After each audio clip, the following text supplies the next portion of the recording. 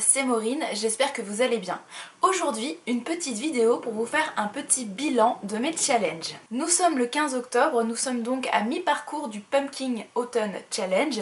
Donc j'aimerais vous faire un petit point sur ce que j'ai déjà lu. Et puis j'aimerais aussi, en fin de vidéo, vous faire un tout petit bilan de mon challenge estival. Je m'étais constitué une petite pile à lire cet été, j'avais choisi 10 livres et j'aimerais faire un petit bilan, vous dire combien j'ai lu sur ces 10 livres. Commençons par le Pumpkin Autumn Challenge. Depuis le 1er septembre, j'ai lu 4 livres. Souvenez-vous, il y a 4 menus dans ce challenge. Et bien c'est bien simple, j'ai lu un livre pour chaque menu. Donc je suis assez contente et j'aimerais bien continuer. J'ai commencé par le menu Douceur de vivre. J'ai lu Autumn de Philippe Delerme aux éditions Folio. C'est un livre que j'ai adoré. Je l'ai adoré et en même temps il m'a complètement chamboulée et limite il m'a déprimée aussi. Donc c'est assez paradoxal. J'ai adoré l'intrigue, le fond, l'histoire. On va suivre les pré-raphaélites au milieu du 19e siècle en Angleterre et on va surtout suivre un des précurseurs de ce mouvement artistique anglais, précurseur qui s'appelait Dante Gabriel Rossetti. On va suivre donc ce personnage principalement et notamment la relation qu'il a entretenue avec sa muse Elisabeth Siddal. Autour de ces deux personnages principaux, on va suivre aussi beaucoup d'autres figures qui gravitaient autour de ces deux-là. On va suivre Millet par exemple, qui est aussi un peintre très connu de ce mouvement pré-raphaélite.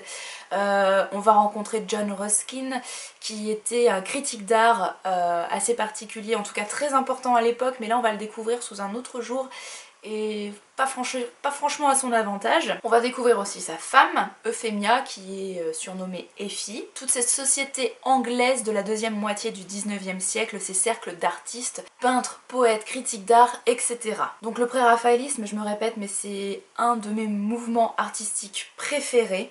Et donc entrer dans l'intimité des acteurs principaux de ce mouvement, ça a été très très fort en émotion pour moi. Et en même temps, toutes les idées qu'on peut découvrir là-dedans, notamment tout ce qui tourne autour de l'amour sacré, amour profane, la sensualité, etc. C'est des choses dans lesquelles je me retrouve énormément.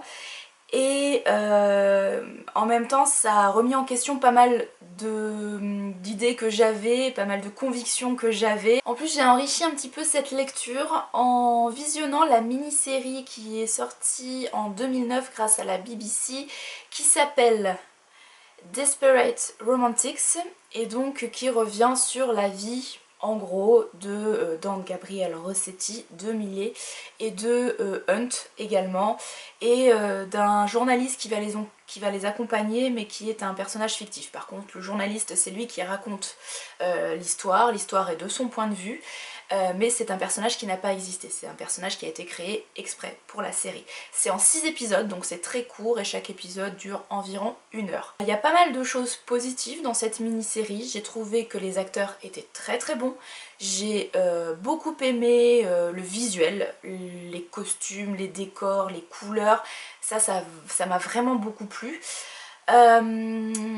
Mais par contre, là où je suis plus mitigée, c'est dans le traitement de l'art. On voit un petit peu Rossetti, Hunt, Millet peindre. On a quelques scènes qui sont devenues un petit peu des légendes, notamment quand Elisabeth Siddal pose pour Millet, elle est dans une baignoire qui à l'époque était chauffée par des bougies qui étaient allumées sous la baignoire pour que l'eau soit toujours pas forcément chaude mais au moins tiède, et ce sont ces nombreuses heures de pause qui ont donné le merveilleux tableau Ophélia de Millet, donc que vous connaissez très certainement. Voilà, c'est une scène un petit peu légendaire qui a vraiment existé mais qui est devenue une légende, enfin qui est entrée dans la légende plutôt, et qu'on voit dans la série et qui est très bien menée. Après j'ai eu un peu plus de mal avec les relations amoureuses des peintres, des personnages. J'ai trouvé que c'était très racoleur. On accentue quand même pas mal là-dessus. Alors certes, les histoires d'amour, la sexualité a eu une importance dans l'art des pré-raphaélites, notamment dans l'art de Rossetti, ça c'est un fait. Mais il n'y avait pas que ça, et je trouve que dans la série on évince la recherche de beau et de sacré qui, à mon sens, est vraiment une donnée très importante dans le pré-raphaélisme. Si vous devez choisir entre le livre de Philippe Delerme et la série, lisez peut-être plutôt le livre qui, à mon avis, est plus proche d'une réalité historique, même si c'est évidemment très romancé. Pour le menu enchanteur, j'ai joué la facilité puisque j'ai lu le premier tome de la BD Brocéliande, Forêt du Petit Peuple. Premier tome qui s'appelle La Fontaine de Barenton, c'est de Perru-Benoît Jacquemoire et c'est aux éditions Celtique, collection Contes de Bretagne.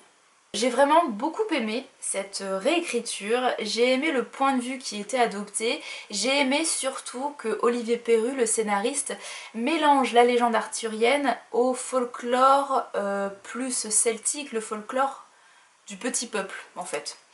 Parce que c'est vrai que finalement ce sont deux choses qui sont pourtant très proches, mais qui sont assez rarement mélangés. Là, le lien entre les deux est très clair, puisque Merlin, l'enchanteur, est ami avec les créatures du petit peuple, les Korrigan, les petits lutins, etc. Et l'un d'entre eux, que l'on voit ici, doit raconter une histoire. Il va pas choisir n'importe quelle histoire, il va choisir de raconter la rencontre de Merlin et de Viviane, rencontre qu'il vit lui-même en direct. C'est assez amusant cette mise en abîme parce qu'on voit le Korrigan qui lui-même voit sous ses yeux ce qui est en train de se passer entre Viviane et Merlin. J'ai aimé la proposition qu'on nous fait ici au sujet de Merlin, de la figure de Merlin l'Enchanteur, qui est une figure qui diffère selon les versions. Vous avez peut-être en tête le Merlin de Disney, donc ce vieil homme sage, barbu, la longue barbe, la robe bleue, le chapeau pointu avec des étoiles. C'est plutôt le Merlin sage, on va dire. Vieil homme, vieil ermite, presque. On a d'autres versions où Merlin prend la forme qu'il veut au moment où il veut, selon la personne qu'il a en face de lui. C'est le Merlin qui traverse les âges, qui n'a pas d'âge, qui est immortel. C'est le Merlin qu'on va découvrir dans la version de René Barjavel, dans son Enchanteur. Premier livre que j'ai lu sur la légende arthurienne et que j'ai tellement adoré que je suis tombée amoureuse de René Barjavel, en tout cas de l'œuvre de René Barjavel, et également de cette légende, de cette matière de Bretagne. C'est un petit peu aussi ce Merlin-là qu'on retrouve chez Olivier Perru, un Merlin qui n'a pas de visage, pas vraiment, et qui n'a pas d'âge. Et surtout un Merlin, encore plus ici que dans le roman de Barjavel, qui est très proche de la nature, qui est très proche du druide. Alors que dans le Merlin, dans l'Enchanteur de Barjavel, on a plus la version christianisée, la version qui est inspirée de celle de Robert de Boron du XIIe siècle, qui nous offre un Merlin qui est issu du viol d'une vierge par le diable. Voilà, donc il y a cet aspect très christianisé dans l'Enchanteur de Barjavel. Ici, Merlin, c'est plus une créature de la nature, une créature du petit peuple, très certainement. Je viens de tourner 5 minutes de vidéo qui n'ont pas été enregistrées, parce que j'avais oublié d'appuyer sur le bouton d'enregistrement. À la base, je voulais faire une vidéo courte, je voulais faire une vidéo bilan qui ferait 10, 12, 15 minutes grand maximum, que ce soit concis, net, précis. Mais en fait, comme d'habitude, c'est une vidéo qui n'est pas préparée, c'est de l'impro total, donc je pars dans tous les sens. Et je suis même pas désolée parce que j'adore ça. Apporter des références un petit peu extérieures au livre que je peux vous présenter, je trouve ça hyper intéressant, enfin en tout cas moi j'adore. Et pour moi, en tant que lecteur, quand on découvre un nouveau livre, on arrive avec un bagage. On a tous lu des choses avant, vu des choses, donc on a tous plus ou moins une connaissance sur un sujet en particulier, on a tous plus ou moins une sensibilité différente, et quand on ouvre un livre, on arrive avec tout ça. Donc forcément, selon notre bagage, selon notre passif, selon nos connaissances, notre sensibilité également, on va découvrir le livre d'une façon qui sera différente selon le lecteur. Bref, ça n'a pas grand intérêt ce que je vous raconte là.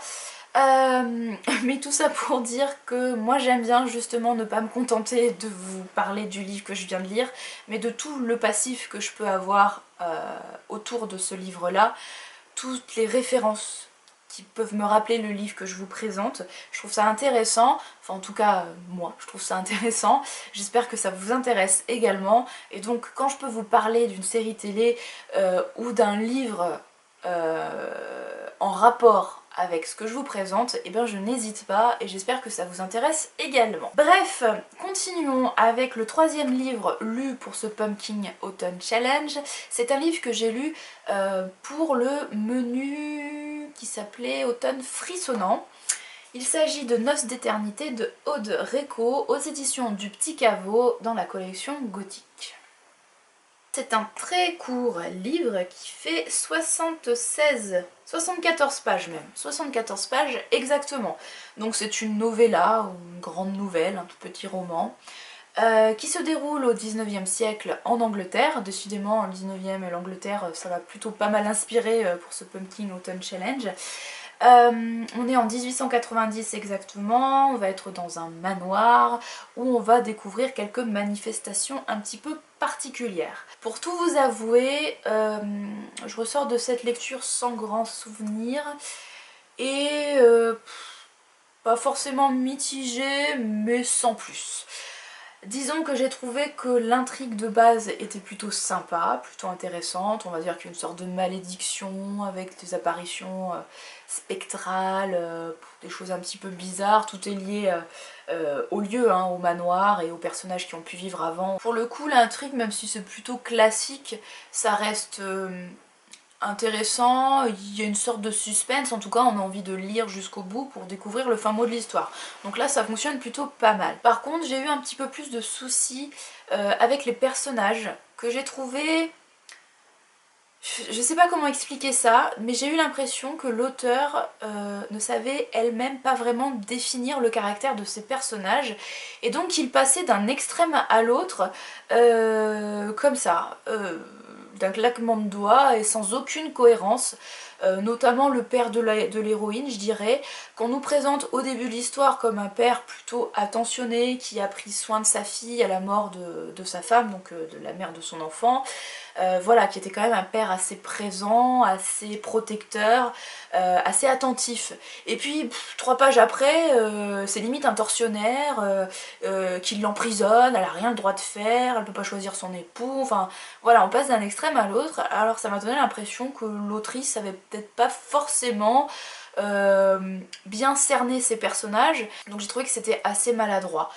Maladroit aussi un petit peu le style. J'ai trouvé que certaines phrases manquaient de naturel et à force de vouloir faire des effets de style ou en tout cas d'essayer d'employer un vocabulaire un petit peu soutenu, et ben les phrases on passe un petit peu à côté. Des fois j'avais l'impression de lire une phrase et d'être incapable d'expliquer derrière ce que j'avais lu. J'avais pas vraiment comprise en fait.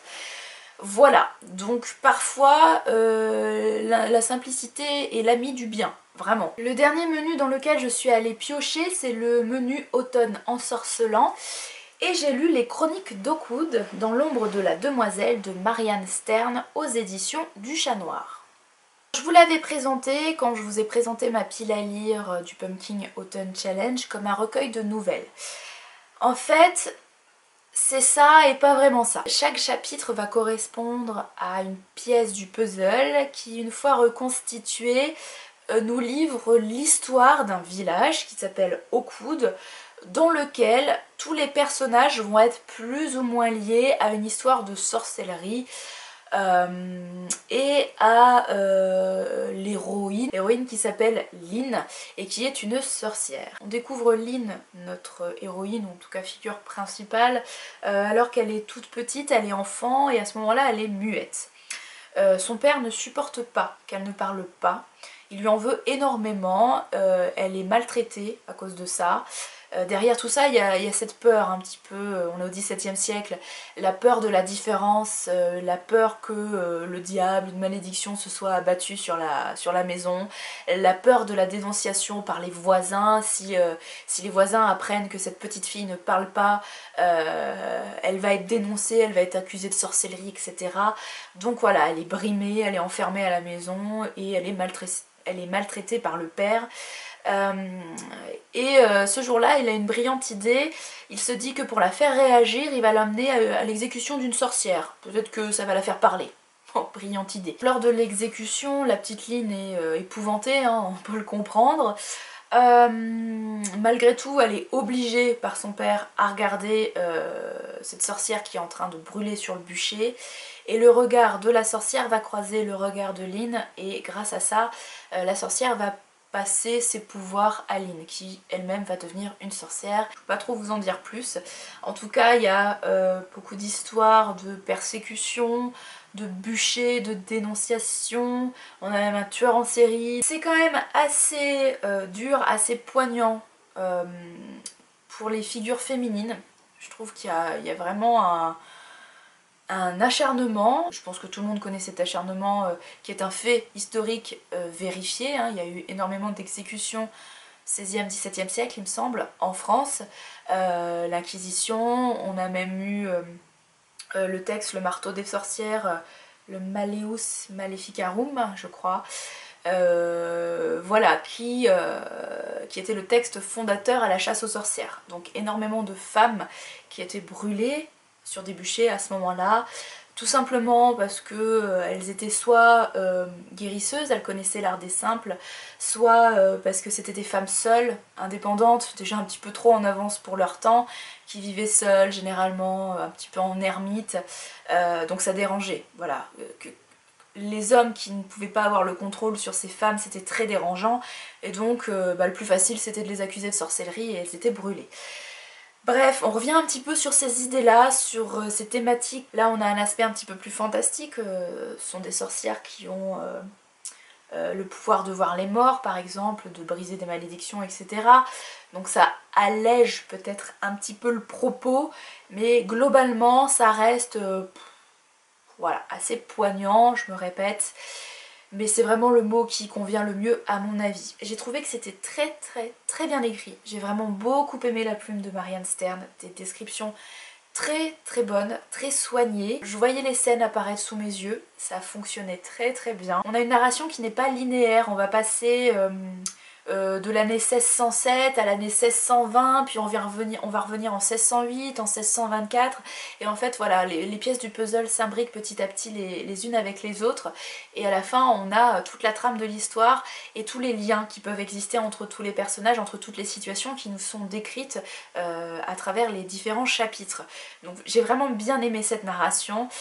Voilà, c'est une très belle lecture. Voilà pour le Pumpkin Autumn Challenge. Je voudrais maintenant revenir plus rapidement, promis, sur des lectures que j'ai fait à l'occasion d'un petit défi que je m'étais lancé cet été. Je m'étais constitué une pile à lire estivale et j'ai pioché un petit peu dedans pour mes lectures de ces derniers mois. À la base, j'avais sélectionné 10 titres. Alors c'était clair que je ne lirais pas les 10 titres en 3 mois, mais le but du jeu c'était d'en lire le maximum, et je suis assez contente puisque sur ces 10 livres j'en ai lu 5. J'ai commencé par le tout petit recueil de nouvelles L'éternel retour de Sylvain Tesson aux éditions Folio 2 €.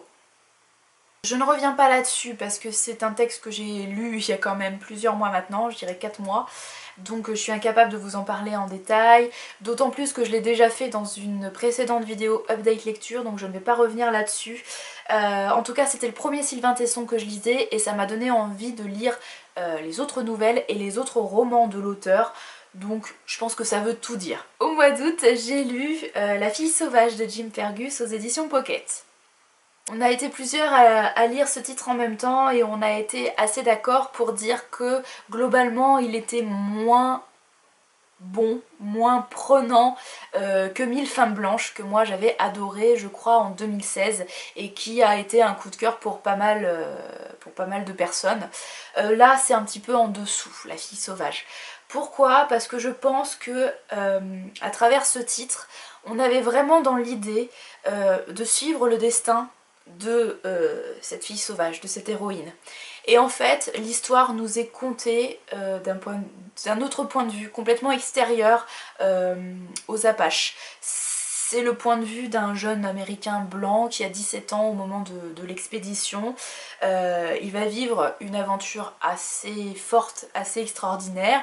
Effectivement, il va vivre quelques semaines au cœur d'un camp Apache, il va vivre au plus près des Amérindiens, mais ça reste un témoignage extérieur avec une vision de blanc américain si je peux dire. Donc au final, cette héroïne, cette fille sauvage, même si on la voit régulièrement, même si c'est un personnage important de l'histoire, ce n'est pas le personnage principal. Donc ça a été un point qui nous a plus ou moins déstabilisé, pas déçu mais déstabilisé. Et puis l'histoire, tout simplement, l'intrigue nous a paru moins prenante, moins passionnante que Mille femmes blanches. Là on va suivre une expédition plutôt au Mexique, je crois, si je dis pas de bêtises. Le gouvernement mexicain recrute de nombreux Mexicains et Américains blancs pour partir à la chasse aux Amérindiens, en gros pour récupérer un petit garçon mexicain qui a été enlevé plusieurs années auparavant et qui apparemment est toujours vivant mais vit dans le camp des Apaches. Donc tout le monde veut le récupérer, mais on comprend bien que c'est un prétexte. En gros, les Mexicains et les Américains, tout ce qu'ils veulent, c'est aller tuer de l'Amérindien. C'est aller tuer de l'Indien, hein, tout simplement. Ok, s'ils peuvent ramener le petit garçon, c'est encore mieux, mais s'ils peuvent buter des sauvages, ça sera mieux. Donc on va suivre l'expédition de l'intérieur à travers les yeux d'un journaliste qui a 17 ans. C'est un tout jeune homme qui vient de commencer le journalisme, la photographie, et il va nous raconter son carnet de voyage, son carnet d'expédition plutôt, parce que c'est pas un voyage très tranquille qu'il va vivre. Beaucoup de violence. Encore une fois, ce qui est plutôt positif je trouve avec Jim Fergus, c'est que même si on sent, même si on sait qu'il a un amour pour la culture amérindienne, il reste quand même assez neutre dans ses écrits.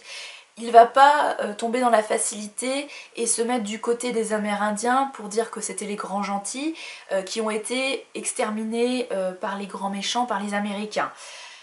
Même s'il y a quand même une part de vrai, que c'est une vérité historique, c'était pas tout noir, tout blanc, c'était pas aussi manichéen que ça.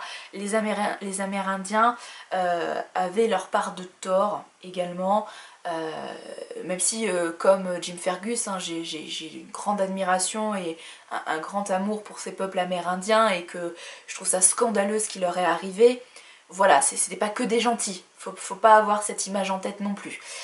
Et je trouve que Jim Fergus arrive bien à nous conter ça.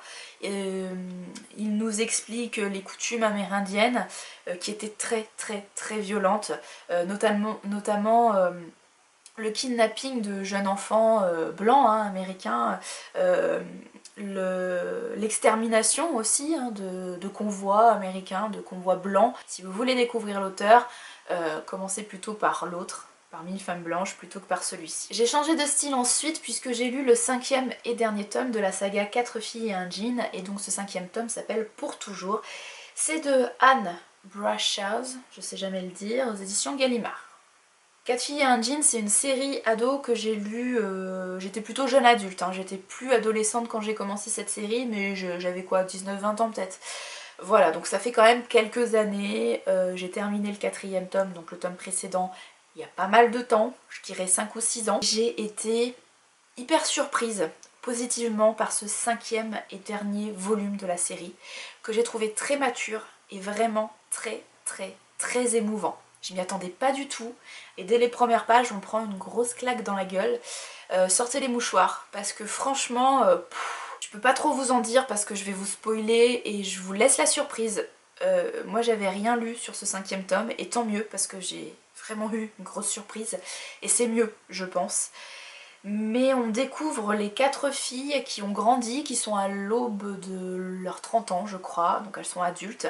Elles ont plus ou moins réussi entre guillemets leur vie, professionnellement, amoureusement, amicalement, voilà. Mais elles sont à une étape un petit peu charnière de leur vie, hein, avant leurs 30 ans.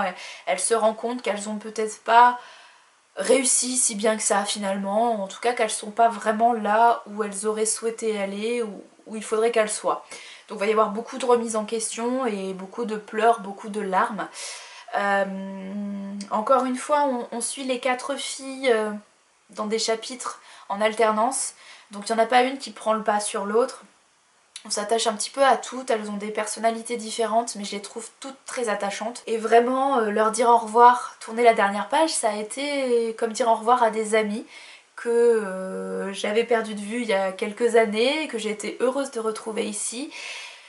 Mais leur dire au revoir, bah, ça m'a fait un petit pincement au cœur. Voilà, j'ai été heureuse de découvrir la suite et fin de leurs aventures, mais quand même, ça fait un petit quelque chose de leur dire au revoir. J'ai continué avec un petit recueil de nouvelles qui s'appelle Iridescence estivale, c'est de Mathieu Guibé et Cécile Guillot, et c'est auto-édité ou alors au Chat Noir, je sais pas. Enfin en tout cas Mathieu Guibé et Cécile Guillot, ce sont les éditeurs des éditions du Chat Noir, hein.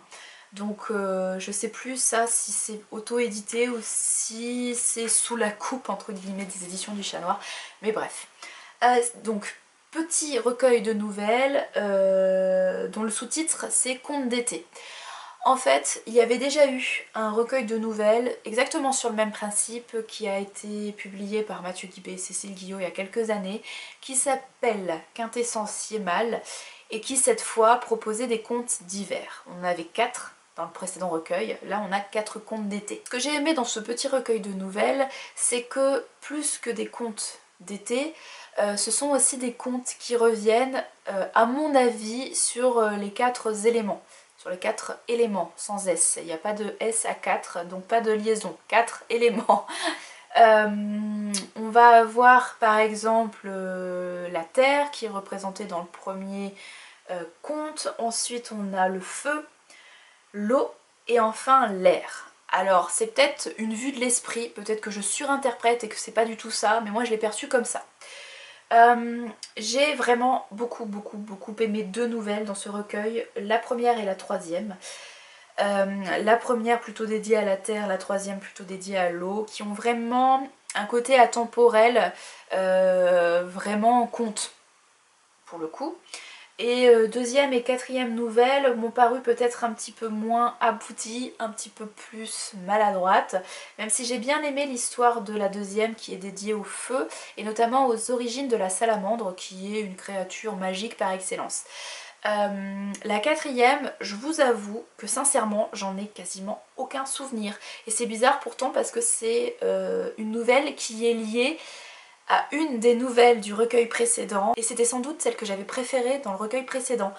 Alors que là, elle soit liée à celle finalement que j'ai le moins aimée, c'est assez amusant. Je vous en dirai pas plus, si ce n'est que Cécile et Mathieu ont une plume assez poétique et une belle sensibilité, je trouve. Et enfin, le cinquième et dernier livre que j'ai lu grâce à cette palle estivale, il s'agit de l'autre côté du mur de Agnès Marot aux éditions du Chat Noir. Tiens, comme par hasard. De l'autre côté du mur, donc de Agnès Marot, c'est une dystopie young adulte, pour les jeunes adultes, pour la jeunesse. J'ai vraiment beaucoup aimé cette dystopie là, que j'ai trouvée originale pour le coup, notamment dans l'univers. On va suivre une héroïne qui s'appelle Cybèle, qui a 15 ou 16 ans, donc qui est ado, qui vit dans un monde très fermé, très codifié. Elle ne vit qu'entourée de femmes, de filles et de femmes, dans une société qui est régie par la maîtrise d'un art avec un grand A. Et Cybèle, elle, son art, c'est la danse. Donc elle se dédie entièrement à son art, elle se dédie à la danse. Il faut qu'elle atteigne l'excellence. Elle danse toute la journée pour toujours aller plus loin, pour aller jusqu'à la perfection, aller jusqu'à l'excellence. Et cette maîtrise de l'art permet d'avoir comme des pouvoirs un peu surnaturels, en tout cas un lien plus fort avec la nature. La danse, c'est pas le seul art maîtrisé par toutes ces filles, il y a également la peinture, la littérature, le chant. Chacune est destinée à un art en particulier et doit passer sa vie à le perfectionner. Au-dessus d'elles, elles ont des mères qui sont là pour les cadrer. Pas forcément les materner, hein, c'est pas des mères très sympathiques. Il n'y a pas beaucoup de liberté dans cette société. Elles sont enfermées dans un bâtiment et elles ont juste une cour qui est entourée d'un mur. Voilà, ça c'est leur univers. Quand même pas génial. Cybèle va être bannie de cette société, va être mise à l'écart parce qu'elle va être touchée par une autre jeune fille, et en fait dans cette société le contact est complètement interdit, il est prohibé, les gens ne doivent pas se toucher parce qu'une fois que vous êtes touché, vous êtes souillé en gros. Donc on met Cybèle de côté, elle ne doit plus participer aux activités communes parce qu'il y a le risque qu'elle touche une autre fille et que l'épidémie entre guillemets se développe. Donc elle est mise de côté. À partir de là, elle va quand même pas tout de suite se rebeller, se poser des questions parce que elle est toujours pas dans le déni, mais comme elle n'a connu que cette société et ses mères, pour elle, c'est normal qu'elle soit bannie et les mères font le bon choix. Voilà. Mais bon, petit à petit, elle va quand même commencer à ouvrir les yeux, et notamment lorsqu'elle fait la rencontre d'un spécimen un petit peu bizarre, un garçon qui s'appelle Aslan, comme le lion de Narnia, mais en fait Agnès Marot nous explique qu'elle n'a pas pris ce prénom en référence au lion de Narnia, mais pour une autre raison que je vous laisse découvrir, c'est dans la postface. Donc Aslan, un garçon, elle avait jamais vu de garçon avant, elle savait même pas que ça existait. Bref, elle va rencontrer ce garçon, cet Aslan, qui va lui ouvrir les yeux sur tout ce qui se passe. Et on va découvrir qu'en coulisses, il y a énormément de choses qui se passent, il y a tout un monde, et que finalement cette société très codifiée est très très loin du bonheur. J'ai bien aimé cette métaphore du théâtre. La vie en fait est un théâtre dans lequel les personnages vivent une comédie et sont en représentation constamment.